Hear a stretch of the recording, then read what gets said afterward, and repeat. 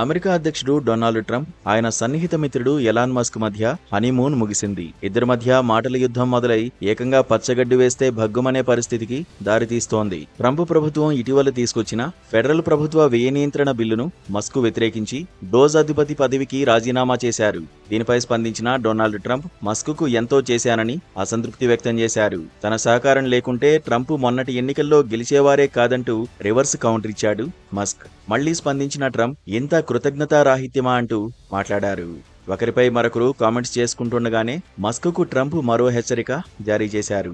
Elon Musk సంస్థలకు ఉన్న ప్రభుత్వ కాంట్రాక్టులను రద్దు చేస్తానని తన సోషల్ మీడియాలో ప్రకటించారు. మస్క్కు ప్రభుత్వం ఇస్తున్న కాంట్రాక్టులను, సబ్సిడీలను రద్దు చేయడం ద్వారా $100 కోట్ల ఆదా చేయొచ్చని ట్రంప్ పేర్కొన్నారు. ట్రంప్ తన నిర్ణయం ప్రకారం ముందుకెళ్లొచ్చంటూ ఎలాన్ మస్క్ ప్రతి సవాలు విసిరారు. అంతేకాదు అంతర్జాతీయ అంతరిక్ష కేంద్రానికి వ్యోమగాములను తీసుకెళ్లడానికి, తిరిగి తీసుకురావడానికి అమెరికా నాసా ఉపయోగిస్తున్న తమ స్పేస్ ఎక్స్ కంపెనీకి చెందిన డ్రాగన్ వ్యోమనౌక సేవలను నాసాకు నిలిపివేస్తున్నట్లు ప్రకటించారు. అయితే కొన్ని గంటల్లోనే ఈ నిర్ణయాన్ని వెనక్కి తీసుకున్నారు.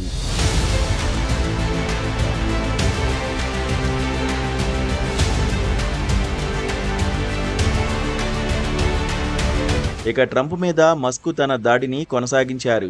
అమెరికన్లు కడుతున్న పన్నులను ప్రభుత్వాలు వృధా చేస్తున్నాయంటూ గతంలో ట్రంప్ సోషల్ మీడియాలో చేసిన వ్యాఖ్యలు, పోస్టులను ఎత్తి చూపుతూ ఆ ట్రంప్, ఈ ట్రంప్ ఒక్కరేనా అంటూ ప్రశ్నలు సంధించారు. చిన్నారుల మీద లైంగిక వేధింపులకు పాల్పడినట్లు ఆరోపణలున్న జెఫ్రీ ఎప్స్టీన్తో ట్రంప్నుకున్న సంబంధాల గురించి ప్రభుత్వం సమాచారాన్ని తొక్కిపెడుతోందని ఆరోపించారు. ట్రంప్ను అభిశంసించి అధ్యక్ష పదవి నుంచి తొలగించాలంటూ ఎక్స్లో వచ్చిన ఓ పోస్ట్ను షేర్ చేశారు. వీటిపై ట్రంప్ కూడా ఊరుకోలేదు.